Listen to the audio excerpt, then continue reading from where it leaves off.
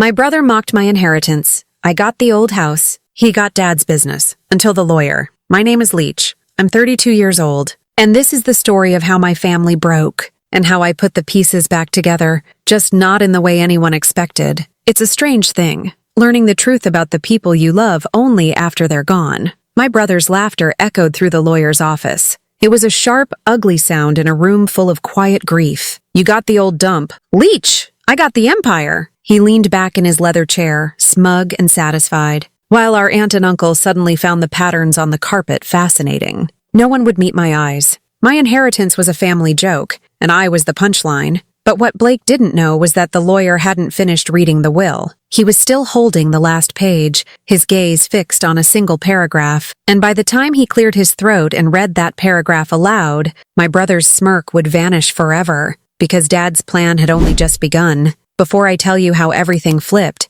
like and subscribe, drop a comment where are you watching from. Growing up in Raleigh, North Carolina, our family was a carefully constructed image. We lived in a 2-story brick house with black shutters and a lawn so perfectly green it looked like a carpet. From the outside, we were the Allens. Solid, successful, American. Dad, Robert Allen, was the architect of this image. He was a decorated veteran who came home from the service with a spine of steel and a restless energy that he poured into building his company, Allen Steelworks. He started with a small fabrication shop and a loan he worked day and night to pay off. Over 30 years, he hammered and welded that small shop into a $3.8 million company, a local empire that supplied the bones for half the new buildings in the city. He was proud, demanding, and saw the world in terms of strength and weakness, success and failure. There was no middle ground with my father. My brother Blake was his perfect reflection. He was born with Dad's ambition burning in his veins, a fire that I seemed to lack. He was bold where I was reserved, loud where I was quiet. He didn't just enter a room, he conquered it. As a kid, he was the one hitting home runs while I was in the dugout, patiently fixing a loose board on the bench with a screwdriver I kept in my pocket. I remember one summer, Blake was the star of his Little League team. The championship game came down to the final inning. Blake was at bat, bases loaded. He hit a grand slam. The crowd went wild. Dad was in the stands, roaring with pride, and he lifted Blake onto his shoulders and carried him around the field like a hero. Later that day, at the celebratory barbecue in our backyard, Dad told the story of the grand slam to anyone who would listen. He never noticed that the picnic table everyone was eating on was no longer wobbly. I had spent the entire morning underneath it with a level, a drill, and a handful of wood shims, making it steady. No one ever noticed the quiet work, only the loud victories. This pattern defined our lives. In high school, Blake was the student body president, his charismatic speeches echoing through the auditorium.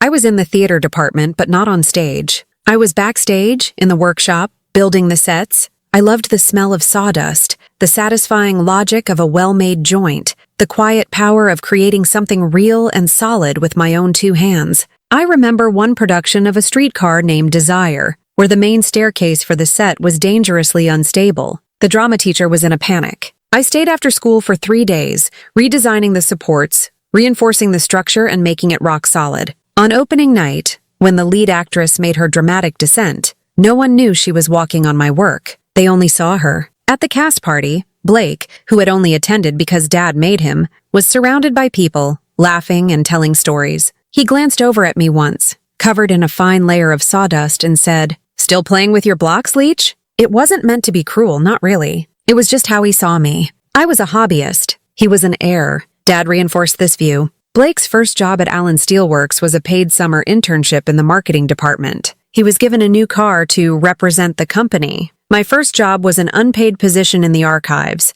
a dusty, forgotten basement room filled with 30 years of blueprints. Dad called it organizational practice. I spent that summer meticulously cataloging and preserving every drawing, learning the history of the company from the ground up. I saw how Dad's designs had evolved, how his early practical work gave way to more ambitious projects. I saw his mistakes and his triumphs, all laid out in faded blue ink. I learned more about the soul of Allen Steelworks in that basement than Blake ever did in his air-conditioned office. But when Dad asked us about our summers, Blake talked about a marketing campaign he'd designed. Dad beamed. I said I had finished cataloging the archives. Dad just nodded and said, "Good. A tidy space is a productive space." Everything became sharper, colder, after Mom died. I was 19 and Blake was 21. Her illness was a fast, brutal thief that stole the softness from our home, leaving only Dad's hard edges. Mom had been the buffer between us, the gentle hand that smoothed over Dad's rough demeanor. She was the one who would come into the garage and admire the birdhouse I was building,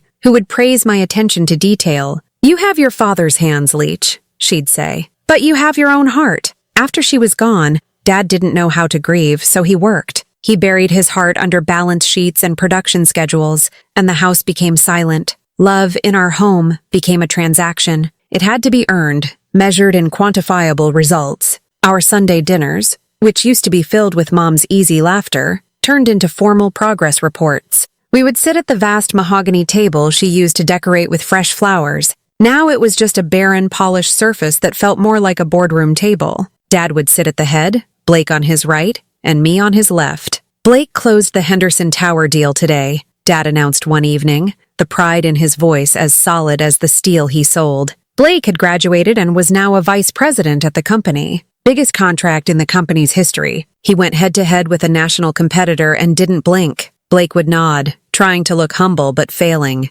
"They thought we were just a local outfit. I showed them how we do business in Raleigh." "That's my boy," Dad would say, raising his glass of iced tea and a toast. "A true Allen." Then the inevitable turn. His eyes would land on me. The question was always the same, a slight variation on a theme of polite disinterest. "And you, Leach?" he'd ask. I was in my final year of an architecture and structural engineering program. "Still in the library?" "I finished my senior project," I'd say, my voice feeling small in the cavernous dining room. I designed and built a load-bearing arch bridge model. The professor said it was one of the strongest designs he's ever seen. Dad would take a slow sip of his tea. "That's nice. Make sure your grades are up. A good GPA is important." He didn't ask to see the design. He didn't ask about the load it could bear. It was just another hobby, another set of blocks. I learned to swallow the disappointment. I learned to stop expecting praise and to find satisfaction in the work itself. I built furniture for my small apartment, fixed my friends' broken appliances,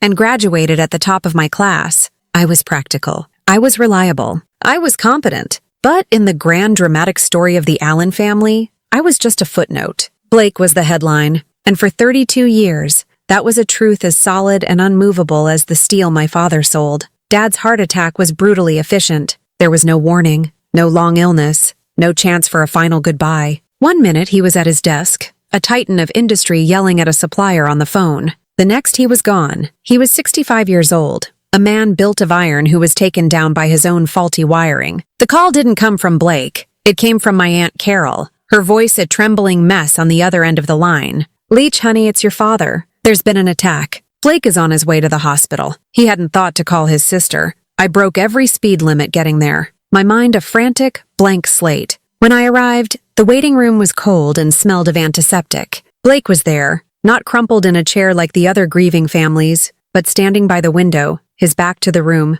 talking on his cell phone. His voice was low but firm. "No, the meeting will have to be pushed to Thursday. And get Donnelly on the phone. We need to activate the succession plan immediately." He was managing the situation. He was already stepping into the role of CEO. When he finally saw me, he ended the call and gave me a brief, awkward hug. "He's gone, Leach," he said, his voice devoid of any real emotion. It was a statement of fact, a transfer of information. The days that followed were a surreal nightmare. Blake took charge of the funeral arrangements, and every decision was a reflection of his own ambition. I wanted a small, private service. I wanted to remember our father, the man who smelled of sawdust and taught me how to change a tire. Blake wanted a grand public spectacle to honor Robert Allen, the founder of Allen Steelworks. He won, of course. He booked St. Mary's Chapel, the largest in the city. He selected the most expensive mahogany casket. He curated the guest list as if he were planning a gala, ensuring every important business leader and city official was invited. I tried to argue for a simple spray of daisies, Mom's favorite flower, to be placed on the casket. Blake ordered enormous ostentatious wreaths of white lilies, calling them more appropriate for a man of his stature. I felt like I was being systematically erased from my own. Father's death, the funeral itself felt less like a memorial, and more like a corporate networking event. The pews were filled with men in dark, expensive suits from the Chamber of Commerce, city council members, and business partners. They spoke in hushed, respectful tones about Dad's business acumen, his ruthless negotiation tactics, and his contributions to the local economy. They talked about the empire he built. Very few of them talked about the man. I saw a few of the older factory foremen standing awkwardly in the back, their work-worn hands clasped in front of them. They looked genuinely sad,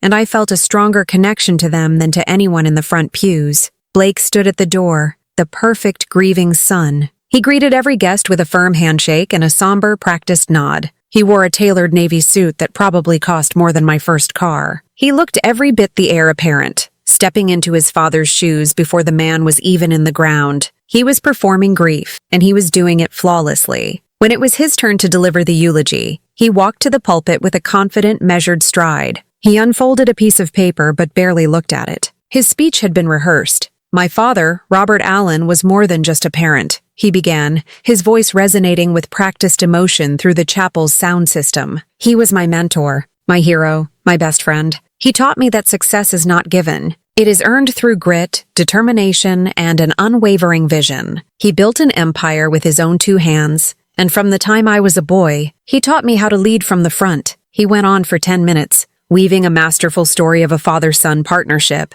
a sacred legacy passed from one great man to the next. He talked about business deals they had closed together, challenges they had overcome. He painted a picture of himself as Dad's right-hand man, his co-pilot, the one person his father trusted to carry the torch forward. He told an anecdote about a tough negotiation where Dad had let him take the lead and how proud he had been. It was a performance designed to solidify his position, to assure the business community that the empire was in steady hands. Not once did he mention Mom, the woman who had supported Dad through the lean early years. And not once did he mention me, his sister, who had sat at the same dinner table her entire life. Listening to him speak, I felt a profound and hollow sense of invisibility. It was as if I hadn't existed. I was just a piece of scenery in the grand drama of Robert and Blake Allen. I sat alone in the front pew, a ghost at my own father's funeral. My hand was shoved deep in my coat pocket, clutching a worn, folded letter. I had found it 2 nights before, while looking for Dad's life insurance policy in his home office. In the back of his main desk drawer, beneath a stack of old checkbooks, was a plain white envelope with my name, Leach, written on the front in his familiar, sharp handwriting. It was dated just 2 months before his death. My heart had pounded as I opened it, hoping for a final word, an explanation, an apology. But the letter inside was short, cryptic, and felt like a puzzle I couldn't solve. All it said was, "You'll understand soon." That was it. 3 words. No explanation, no context. It was never mailed, just left there for me to find. As Blake's triumphant voice filled the chapel, turning our family's grief into his personal coronation, I held on to that piece of paper like a lifeline. It was the only proof I had that my father had been thinking of me at all in his final months. It was a promise or a warning, and I had no idea which. It was the only thing that felt real in a day filled with performance and lies. 3 days after the funeral, the 5 of us, me, Blake, our Aunt Carol, and Uncle Gene, were ushered into the law offices of Henderson and Fox.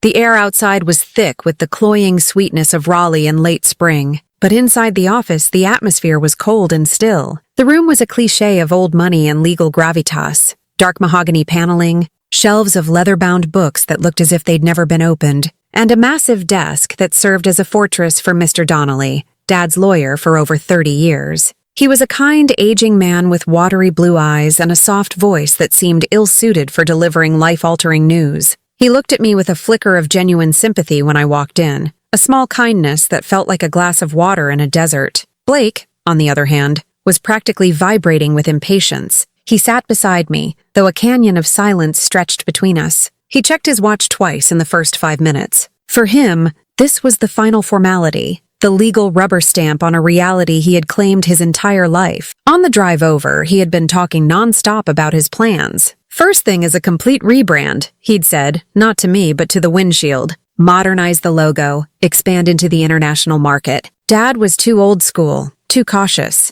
He hadn't asked me a single question about how I was feeling. Mr. Donnelly cleared his throat, the sound unnaturally loud in the quiet room. He put on his reading glasses with slow, deliberate movements and picked up the thick, cream-colored document that was Dad's last will and testament. I, Robert Allen, being of sound mind and body, he began, his voice a low monotone. He went through the usual legal declarations, each word making my father's death feel colder, more transactional. My stomach was a tight, nervous knot. I expected nothing. Expecting nothing was my default setting in the Allen family. It was the only way to avoid disappointment. Mr. Donnelly went through the minor bequests first, building a quiet tension in the room. A generous donation to the Veterans Association, a small but significant sum to his longtime secretary, a few antique pieces of furniture to Aunt Carol and Uncle Gene. Blake tapped his pen on the arm of his chair, a rhythmic, irritating sound that broadcasted his boredom. He wanted the lawyer to get to the main event. Finally, Mr. Donnelly got to the primary bequests. He paused, took a sip of water, and looked over his glasses at my brother. "First," he said, his voice now holding a different weight,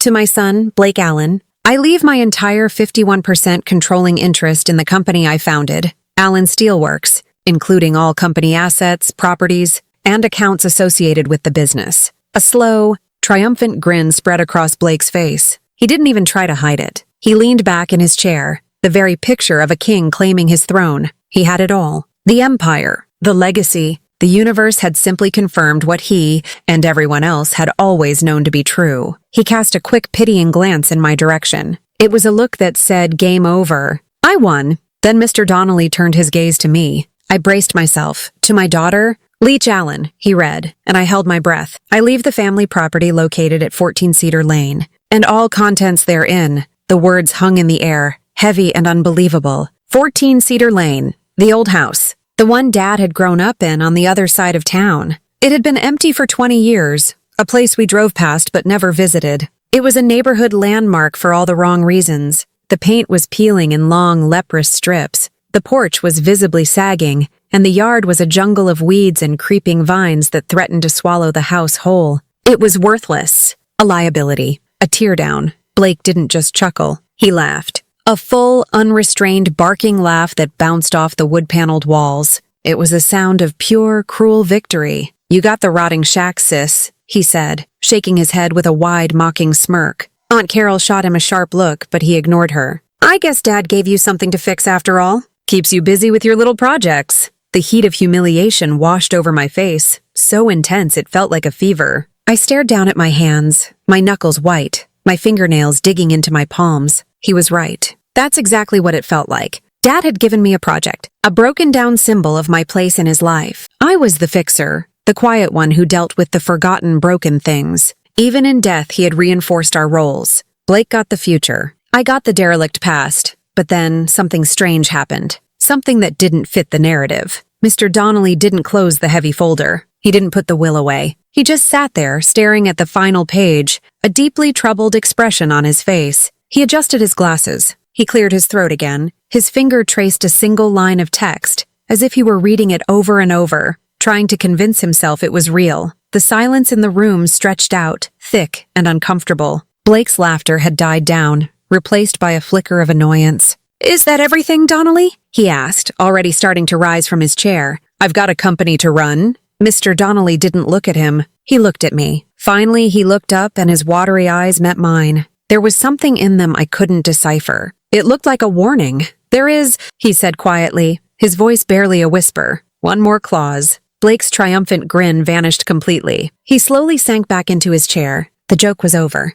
The atmosphere in the room, which had been relaxed and final just a moment before, instantly became charged with a thick, anxious tension. Blake leaned forward, his smug confidence replaced by a sharp, suspicious glare. His whole body was coiled like a spring. "What clause?" he demanded, his voice edged with an irritation that bordered on a threat. "The company is mine." "You just said so?" Mr. Donnelly held up a calming hand, but his eyes remained fixed on the document in front of him. He seemed to be choosing his next words with extreme care. "Your father was a very precise man, Blake. He structured his will in a very particular way." He took a deep breath, and when he spoke again, his voice was louder, more formal. He was no longer just reading. He was declaring, "As of the date this will is executed," he began, "primary control of Allen Steelworks, as bequeathed to Blake Allen, is conditional." The word hung in the air. "Conditional." Blake let out a short, incredulous scoff. "Conditional? What does that mean?" "That's just legal boilerplate, right?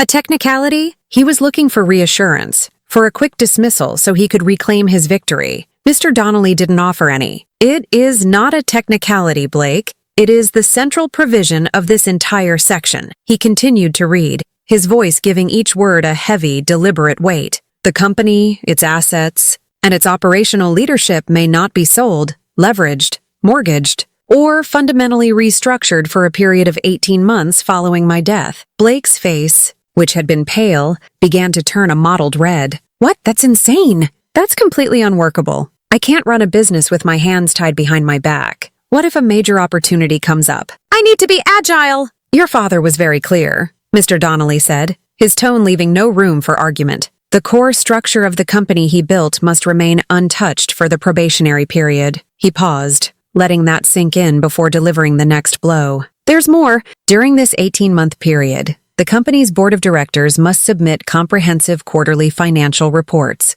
including profit and loss statements, debt-to-asset ratios, and a summary of all major contracts, to the court-appointed executor of my estate. The room was dead silent. I could hear the faint, rhythmic ticking of the grandfather clock in the corner, counting down the seconds of my brother's collapsing world. An executor? I didn't understand. I assumed Blake, as the new owner, would be his own executor, handling everything. Who's the executor? Blake snapped, his voice tight and strained. He looked at the lawyer. You, Donnelly. Is this some power play you cooked up with the old man? Mr. Donnelly slowly shook his head, a flicker of disappointment in his eyes. He took off his glasses, folded them carefully, and placed them on the desk. He was no longer looking at the will. He was looking directly at me, and his expression was a complex mixture of apology and solemn duty. Per your father's legally binding and notarized request, he said, his voice now impossibly firm and clear. The sole executor of his estate is Ms. Leach Allen. The words landed in the center of the room like a physical weight.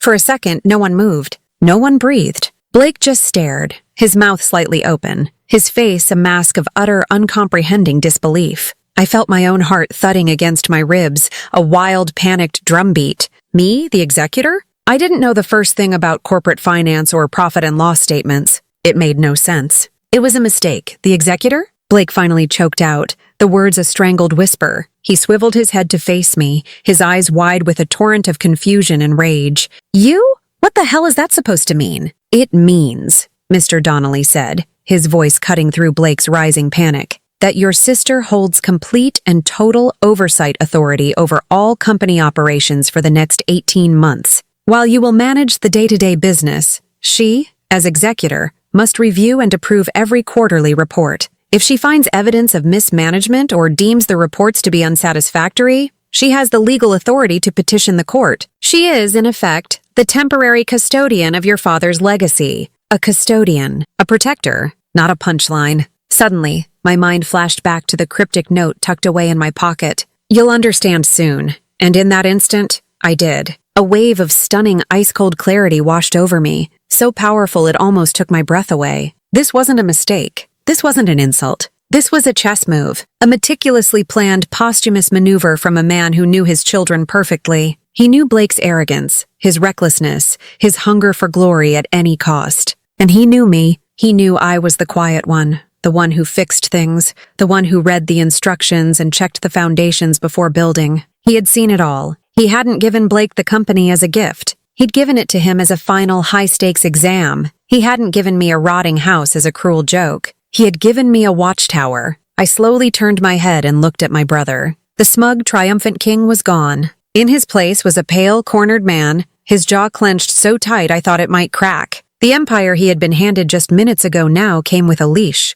a very short leash, and I was the one holding it. My father hadn't made a mistake. He'd made a test, and he had just made me the proctor. The meeting ended in a blur. Blake stormed out without a word. As I was leaving, stunned and overwhelmed, Mr. Donnelly gently touched my arm. Your father had immense faith in you, Leach, he said quietly. He told me himself. He said, Blake knows how to make a splash, but Leach knows how to stop a leak. Walking out of that cold office and into the warm sunlight, the world felt different. I wasn't Leach, the quiet sister. I wasn't the footnote. I was the executor, and my father's final plan had just begun. That evening, after the cold, sterile environment of the lawyer's office, I felt an inexplicable pull to Cedar Lane. I drove through parts of Raleigh I hadn't seen in years, where the new sprawling suburbs gave way to older, smaller neighborhoods with big oak trees and houses that had histories. The GPS said I had arrived, and I parked my car across the street from number 14. Blake was right. It was a dump. The white paint was more of a flaky gray, peeling away from the wood siding like sunburnt skin. The porch sagged on one end, held up by a prayer and a single tilted column. The windows were grimy, and the yard was a wild tangle of overgrown bushes and knee-high grass. It looked forgotten, abandoned, but as I stepped out of my car, I didn't feel pity for the place. I felt a strange sense of homecoming. This was where my father had grown up. This was the house his hands had helped maintain as a boy. There was more of him here than in the polished, empty mansion he'd left behind. I walked up the cracked concrete path, the iron gate groaning in protest as I pushed it open. The key Mr. Donnelly had given me was old and brass. It felt heavy in my palm. It slid into the lock with a rusty scrape, and with a bit of a struggle, the heavy oak door creaked open. The air inside was thick and musty, filled with the scent of old wood, dust, and time. A fine layer of gray dust covered everything, but the furniture was still there, draped in white sheets like sleeping ghosts.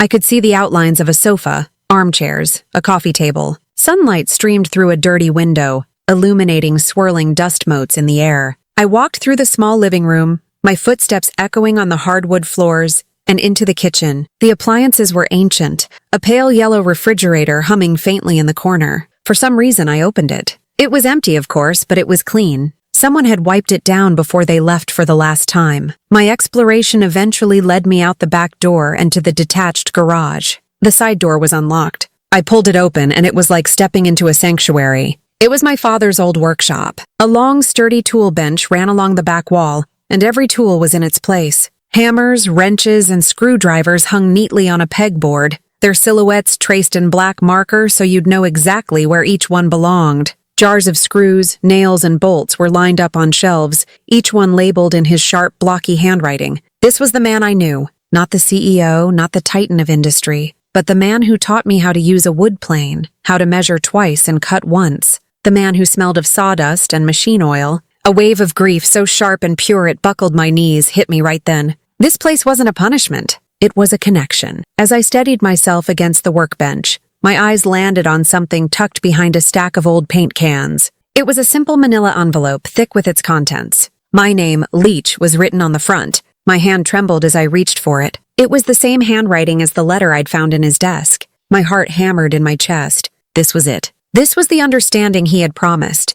I sat down on an old wooden stool, the dust puffing up around me, and carefully opened the flap. Inside were two things, a small silver key and a black USB drive. There was also a single folded sheet of paper. I opened it first. The note was brief, for when Blake starts losing control, it wasn't a question of if. It was a statement of when. My father had known. He had seen the recklessness in his son, the ego that would eventually consume his judgment. He had anticipated the failure. I plugged the USB drive into my phone using an adapter I kept in my purse. The drive was labeled Insurance. It contained a dozen folders, meticulously organized by year. I clicked on the most recent one. It was all there. Years of financial records, company statements, private bank accounts. But there was more. Dad had saved copies of internal emails, detailed notes from meetings, even audio recordings of phone calls he'd made. I scrolled through, my breath catching in my throat. I found a folder labeled BA Loans. Inside were loan agreements from high-interest private lenders,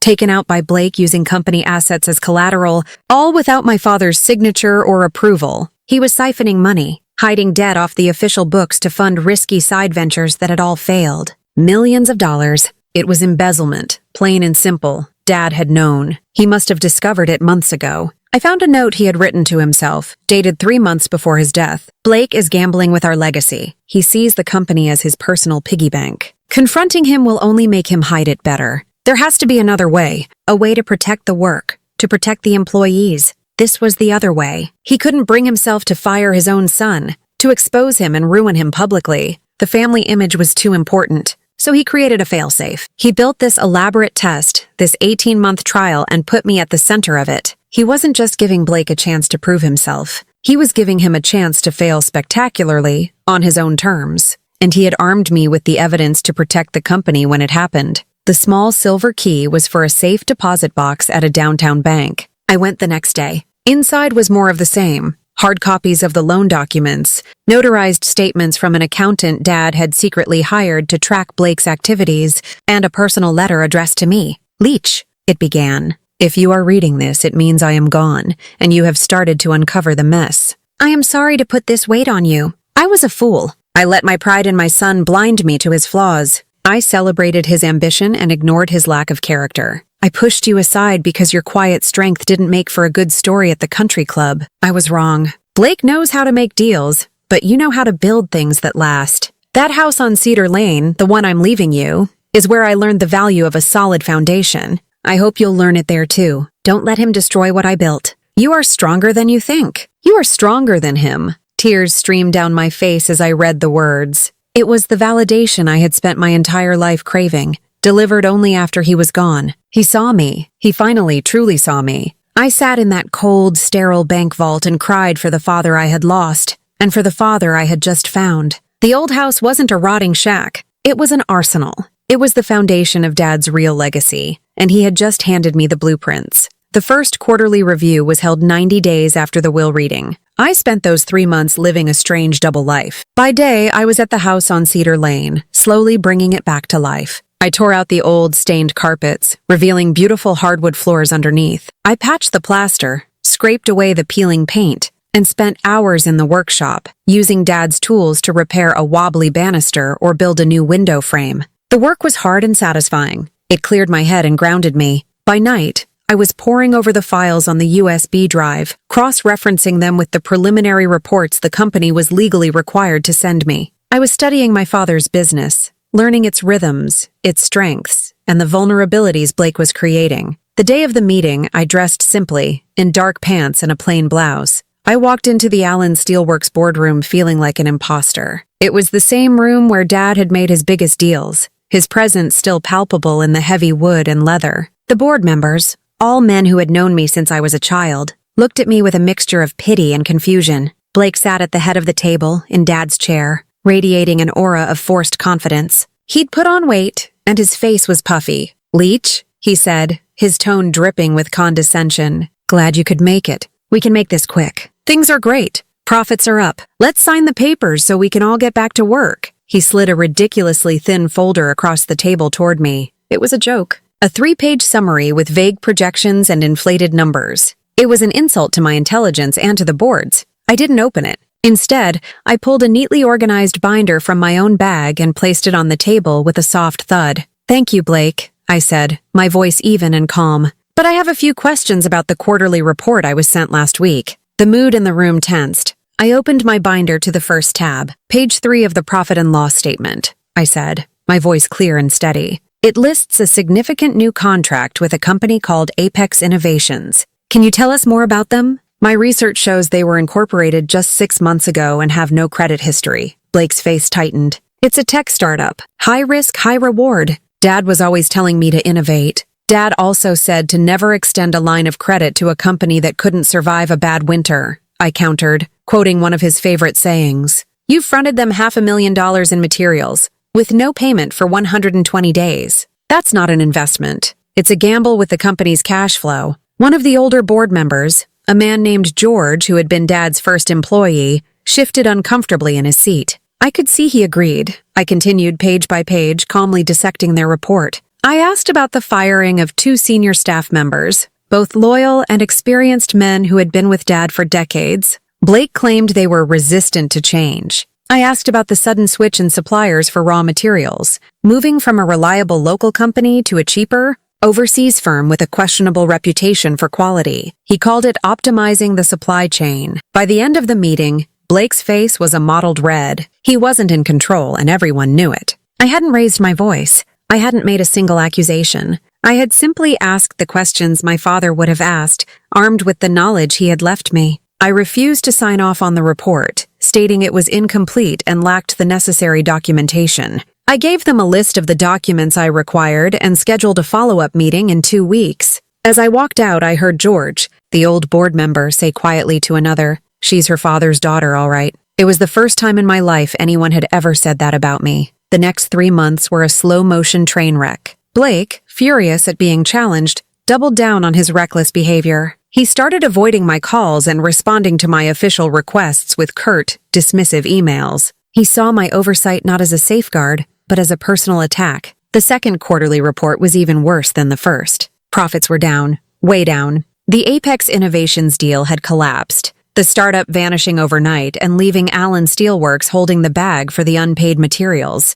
Quality control complaints from long-term clients were starting to pour in due to the new, inferior steel. I sent the first certified letter. It was a formal warning, drafted by Mr. Donnelly, stating that the company was in breach of the conditions set forth in the will due to financial mismanagement. It was a quiet, legal shot across the bow. He didn't respond with a letter. He responded by showing up at the house on Cedar Lane one night. I was on the porch, painting the new railing I'd built, when his expensive car screeched to a halt at the curb. He stormed up the path, his face a mask of fury. "What the hell is this?" he yelled, waving the letter in his hand. "Are you trying to ruin me? Are you trying to destroy Dad's company?" I calmly put my paintbrush down and faced him. The porch light cast long shadows, making the moment feel theatrical and grim. "I'm trying to protect it," I said, my voice low. "The same way Dad wanted me to. Dad wanted me to run his company," he roared. "He left it to me, not you. You were supposed to stay out of the way in your little workshop." The words stung, but I didn't flinch. "He left you the title, Blake. He left me the responsibility." "There's a difference. You're sabotaging me," he accused, his voice cracking with a strange mix of rage and desperation. "You're enjoying this. You've always been jealous of me, and now you're getting your revenge." I looked at my brother, truly looked at him. I didn't see a powerful CEO. I saw a scared, insecure man who had been given everything and had learned the value of nothing. I didn't feel anger. I felt a deep, profound sadness. "No, Blake," I said, my voice softer now. "I'm not sabotaging you. I'm just watching. And you're proving Dad right." That was what finally broke him, the truth of it. He stared at me, speechless, his chest heaving. The fight went out of him, replaced by a look of bleak understanding. He knew I was right. He knew he was failing. He turned without another word, walked back to his car, and drove away into the night. I stood on the porch for a long time, the smell of fresh paint in the air. The power hadn't just shifted. The foundation of our family, built on a lie, was beginning to crumble. The next 3 months were a period of grim silence. Blake stopped communicating almost entirely, sending only the bare minimum of financial data required by the court. But the numbers told a story he couldn't hide. It was a story of accelerating decline. He was taking out more high-interest loans, not for investment, but just to make payroll. He lost the city contract, our biggest and most stable client for over 20 years, because of a missed deadline and a shipment of substandard steel beams. The company my father had spent his life building was bleeding out, and my brother was holding the knife. I continued my work at the house. It was my anchor in the storm. The exterior was now a respectable shade of slate blue with crisp white trim. I had planted a garden in the front yard, and the first green shoots were beginning to push their way through the dark soil. The house was becoming a home, my home. Inside, I had set up a small office in the spare bedroom where I tracked every move Blake made. I documented every bad deal, every new loan, every client complaint. I was building a case, not out of malice, but out of a solemn duty to my father. 9 months and 2 weeks after the will reading, the phone call I had been dreading and expecting finally came. It was Mr. Donnelly. "Leach, it's time," he said, his voice gentle but firm. "The auditors have finalized the numbers from the 3rd quarter. It's definitive." My heart sank, a heavy stone in my chest. I knew what this meant. It was the trigger. I closed my eyes and pictured the clause in Dad's will, the one I now knew by heart. It stated that if the company's net profits dropped below a 25% threshold for 2 consecutive quarters, as verified by an independent auditor, Blake's conditional ownership would be immediately revoked. The company would revert to the estate, to be managed by the executor, by me. "What are the numbers?" I asked, my voice barely a whisper. "A 32% loss in the 2nd quarter," he replied, "and a 41% loss in the 3rd. He's been mortgaging company property to cover operational costs. It's far worse than we thought. There's a mandatory board meeting scheduled for Friday morning. You need to be there." The days leading up to that meeting were the longest of my life. I felt the full weight of my father's plan on my shoulders. This wasn't a victory. It was a tragedy. It was the complete and utter failure of my brother, a failure our father had foreseen and prepared for. The night before the meeting, I sat in my new office, the USB drive in my hand. I thought about not going. I thought about just letting it all collapse, walking away from the mess. But then I looked at the letter from the safe deposit box, which I kept on my desk. You were always the one who could rebuild. It wasn't a choice. It was a calling.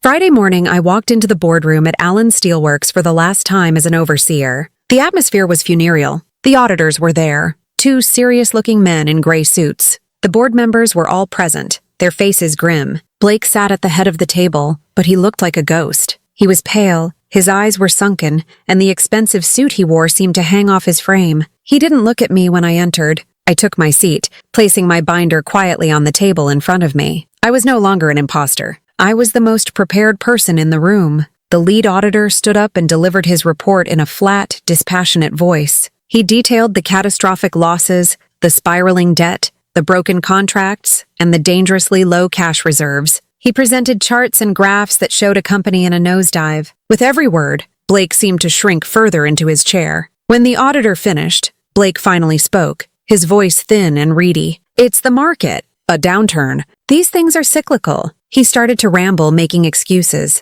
blaming everyone but himself. He accused the suppliers of price gouging, the clients of being unreasonable, the economy of being unstable. Then he turned his attention to me, his eyes burning with a desperate, hateful light. "And her," he said, pointing a shaking finger across the table. "She's been undermining me from day one, poisoning the board, interfering. This is her fault." No one said a word. His accusations fell flat in the face of the undeniable facts. The numbers didn't lie. The documents didn't lie. He had done this to himself. When he finally ran out of steam, a heavy silence descended on the room. Mr. Donnelly, who had been sitting quietly at the end of the table, stood up. He held a legal document in his hand. "Thank you, gentlemen," he said. "The findings are clear. As per the last will and testament of Robert Allen, the trigger clause regarding the conditional ownership of Allen Steelworks has been activated." He walked over and stood behind Dad's empty chair, the one I was about to occupy. "Effective immediately," he read aloud, his voice echoing in the silent room. "All shares, assets, and operational control of Allen Steelworks are hereby reverted to the estate of Robert Allen. Full and sole authority is transferred to the estate's executor." He paused and looked right at me. "Ms. Leach Allen." I looked at my brother. All the color had drained from his face. He was shaking, his hands trembling on the polished surface of the table. He opened his mouth, but no sound came out. In that moment, he wasn't my rival or my tormentor. He was just my brother, lost and broken. The empire he had craved, the approval he had lived for, had all just turned to dust in his hands. There was no triumph in me, only a deep, aching sorrow for what we had lost, and a terrifying resolve for what I now had to do. The week that followed was a blur of frantic activity. The moment the board meeting ended, I was no longer an observer. I was in command. While Blake packed his personal effects from the CEO's office in a stunned, silent haze, I was in the conference room with Mr. Donnelly and the company's accountants, triaging the damage.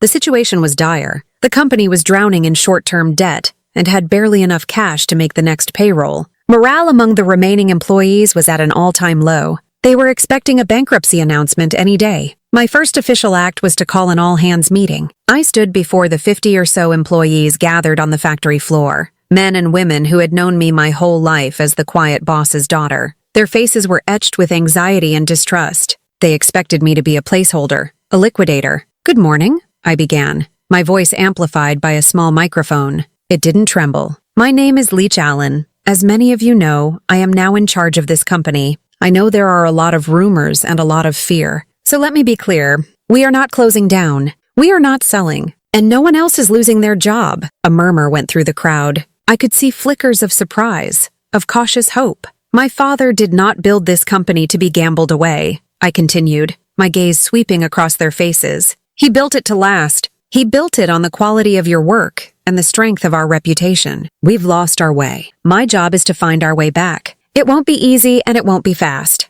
But starting today, we are going to stop the bleeding and start rebuilding, beam by beam. Now let's get back to work." It wasn't a rousing speech, but it was honest. It was direct. And it was exactly what they needed to hear. That afternoon, I made my first big decision. I picked up the phone and called George, the senior manager Blake had fired, the man who had worked alongside my father for 40 years. I asked him to come back, not just as a manager, but as my chief operating officer. He was hesitant at first, but when I walked him through my plan, a detailed, practical strategy focused on stabilizing finances, restoring client relationships, and prioritizing quality over reckless growth, he agreed. His return sent a powerful message through the company. The old values were back. Together, we spent the next few months in the trenches. I used my inheritance from my mother's side, money I had carefully saved and invested over the years, to inject enough capital to keep the company afloat. We met with the banks and renegotiated the crippling loans Blake had taken on.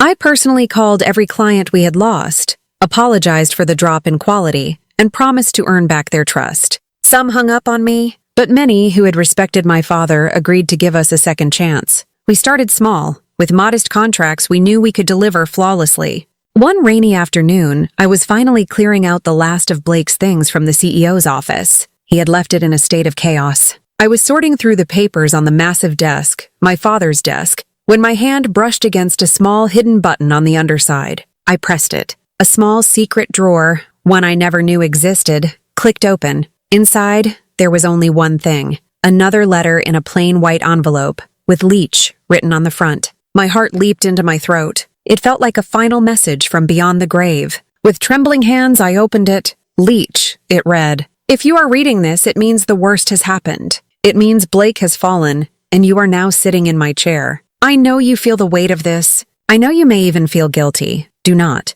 I gave your brother every advantage, every opportunity. The choice to fail was his alone. Your task now is to rebuild. It is what you have always done best. You see the cracks in a foundation that others ignore. You have the patience to fix things correctly, not just quickly. But I have one last piece of advice for you. If Blake falls, help him up, but never, ever at your own expense. Your strength is not a resource for him to drain. You are not his safety net. You are his sister. He must learn to stand on his own. I was not the father you deserved. I was too caught up in the noise of ambition to appreciate the quiet music of your competence. I am proud of you, Leach. I was always proud of you, even when I was too stubborn and too blind to say it. You were always the one who could rebuild. I sank into the large leather chair, the letter clutched in my hand, and finally let myself cry. I cried for the years of being misunderstood, for the pain of feeling invisible. But these were not tears of sorrow. They were tears of release. He had known. He had understood everything. This whole elaborate, painful ordeal wasn't just a test for Blake. It was a gift to me. It was his way of finally giving me the key to the kingdom, not because I was his daughter, but because I had earned it. When the tears subsided, I looked around the office. It still smelled faintly of my father's cigar smoke. I touched the worn leather of his chair. This wasn't just his office anymore. It was mine. The following week, I officially filed the paperwork. Allen Steelworks was no more. The company was reborn as Allen Heritage Works. It wasn't just about steel anymore. It was about legacy. 2 years have passed since I took over the company. The house on Cedar Lane gleams with new paint and a garden that blooms vibrantly from spring through fall. The sagging porch is now straight and strong, with a comfortable swing where I drink my coffee in the mornings. It's both my home and my headquarters, the place where I honor my father's true legacy, one built on honest work, solid foundations, and quiet strength. Allen Heritage Works is stable, respected, and slowly growing. We aren't as flashy as our competitors, but our work is impeccable. We rebuilt our reputation one perfect steel beam at a time. Blake left Raleigh. I heard from our aunt that he moved out west, taking on a low-level sales job for another company. He lost everything: the money, the status, the respect. He had to start over from nothing. Then, about a month ago, he called. I didn't recognize the number. His voice was different when I answered. Quieter, stripped of all its old arrogance. "Leach?" he asked. "Blake," I said. We sat in silence for a long moment, a decade of unspoken things hanging between us. I wanted to say I'm sorry, he finally said, his voice low and strained. "For everything. You were right. Dad was right. You deserved more than I ever gave you." I looked out my office window, at the house across the street, at the life I had built for myself. I didn't need more. "Blake," I replied, the words coming easily, truthfully. I just needed respect. "Yeah," he said, a note of finality in his voice. "I get that now." When I hung up the phone, I felt a sense of closure, a quiet settling in my soul. I walked over to the mantel in my living room, where an old photo of Dad sits. He's younger in the picture, smiling, standing in front of the then newly built frame of the Allen Steelworks factory. He'd known us both better than we knew ourselves. He understood that my brother's hunger for power would be his undoing, and that my quiet patience was my greatest strength. In the end, Blake got what he wanted, a chance to be the king. And I got what I needed, a chance to prove what I could build, and Dad's final plan worked perfectly.